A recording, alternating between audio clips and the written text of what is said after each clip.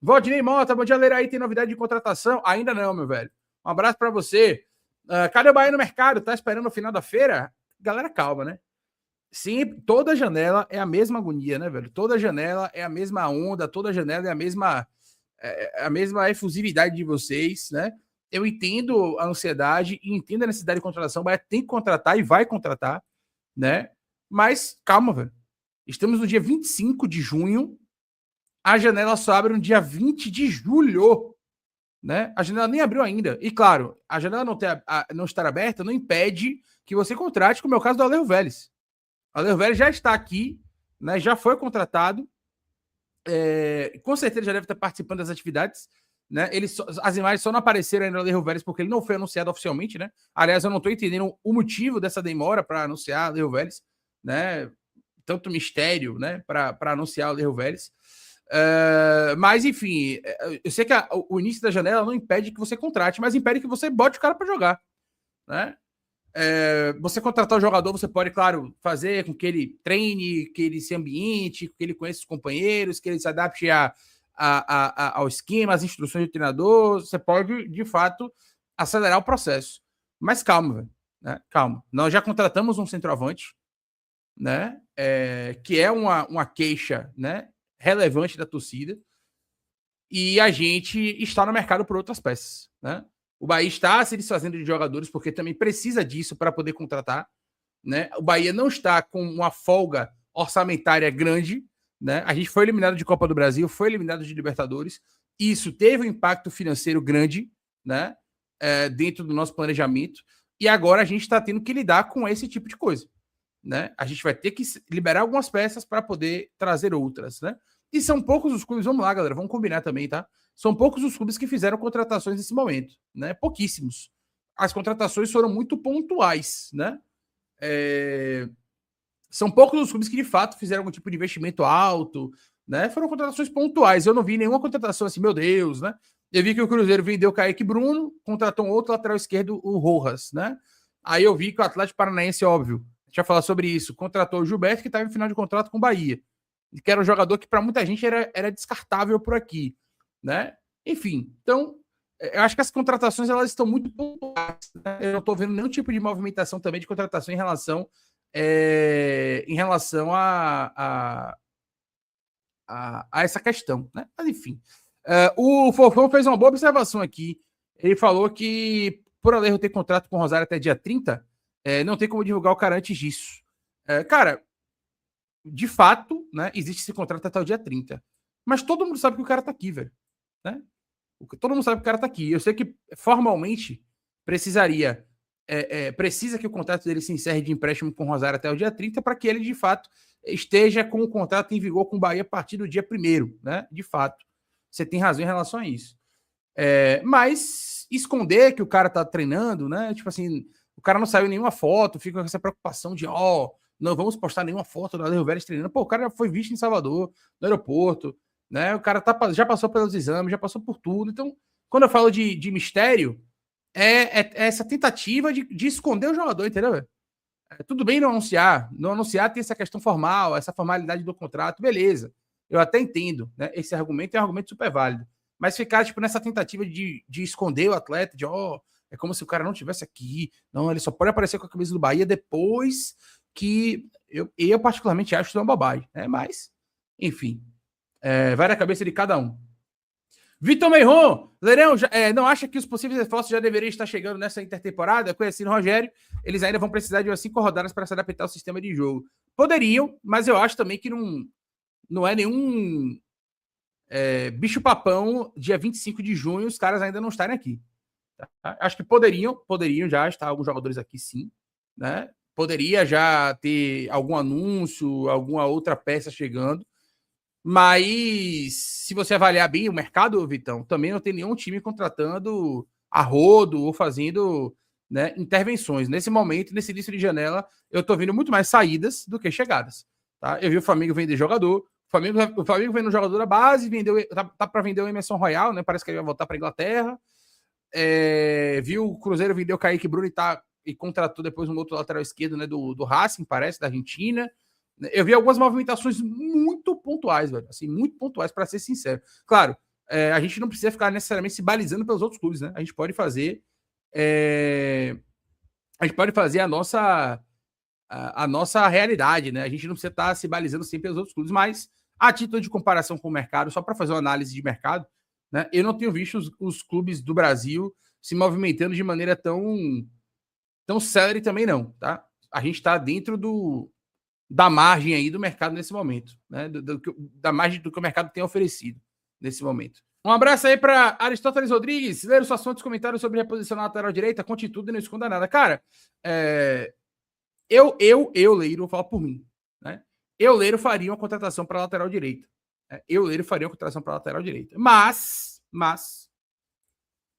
eu não vejo, ao contrário de uma boa parte da torcida aí, né? Eu não vejo nenhum bicho-papão em você ter uma sequência para Marcos Vitor por ali.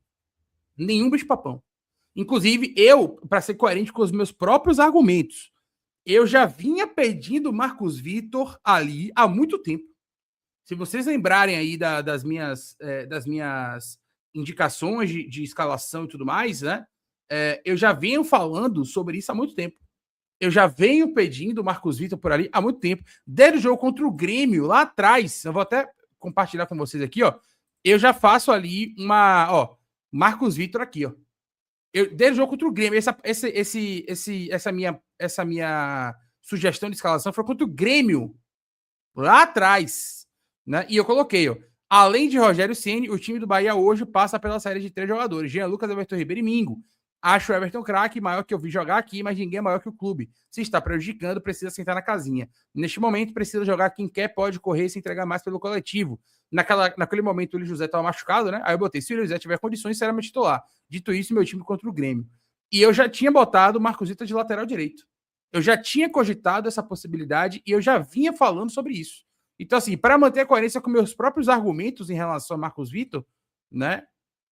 De lateral direito, Marcos Vitor ali jogando pelo lado direito, velho, é um cara que tem essa capacidade. E dentro da maneira do Bahia de jogar, o Marcos Vitor, ele é um jogador, né, que vai virar um terceiro zagueiro. Então, para manter a coerência, né, manter a coerência com os meus argumentos, eu não acho nenhum absurdo nós termos de lateral direito, quando for necessário, o Marcos Vitor. Nenhum absurdo, velho. Nenhum absurdo. O Bahia acabou de anunciar, galera, oficialmente a despedida de Gilberto. Né? O Bahia acabou de anunciar oficialmente o vídeo da despedida de Gilberto. Então vamos ouvir aqui, ó. Vamos primeiro ler o texto, né? E em seguida ver o vídeo. Tá aqui, ó. Valeu, Gil Monstro. É o que disse aqui o Bahia, né? O Esporte Clube Bahia SAF comunica que o lateral direito Gilberto não faz mais parte do elenco profissional masculino. O jogador, que tinha contrato até o fim desta temporada, rescindiu de forma amigável. Ainda assim, o clube seguirá com porcentagem dos direitos econômicos em caso de transferência futura. O que eu acho que não vai acontecer, evidentemente. O Gilberto é um jogador de 33 anos, acho muito difícil o Atlético Paranaense venda Gilberto para alguém. Gilberto desembarcou em Salvador no meio da temporada de 2023. De lá para cá, foram 3 temporadas vestindo a camisa 2 do esquadrão, com 3 gols e 10 assistências. Conquistou 2 estaduais, uma Copa do Nordeste e fez parte da campanha que levou o Bahia a Comebol Libertadores por 2 temporadas consecutivas. O tricolor agradece todos os serviços prestados pelo atleta e deseja boa sorte no próximo desafio. Gilberto deve ser anunciado a qualquer momento aí como novo reforço do Atlético Paranaense. Vamos ver aqui o vídeo. A torcida te abraçando, ganha a porra do jogo, caralho. É só aqui que a gente pode mudar essa porra.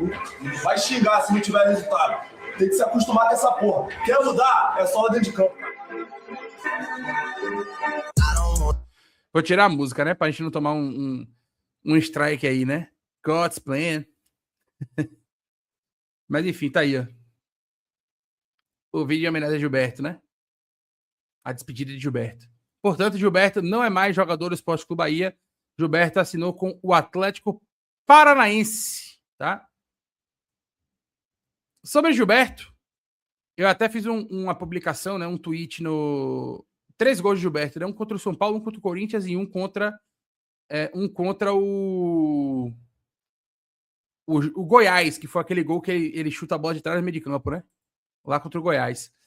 Sobre o Gilberto, eu já falei sobre isso e só vou reforçar aqui.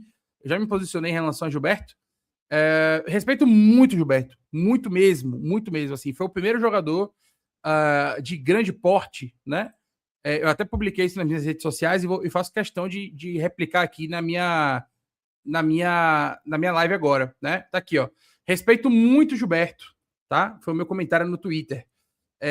Foi o primeiro jogador de destaque a abraçar o projeto na época, né, que o Grupo City chegou em 2023 e nunca desrespeitou o clube. Mas o Bahia precisa aprender a encerrar ciclo, saída acertada.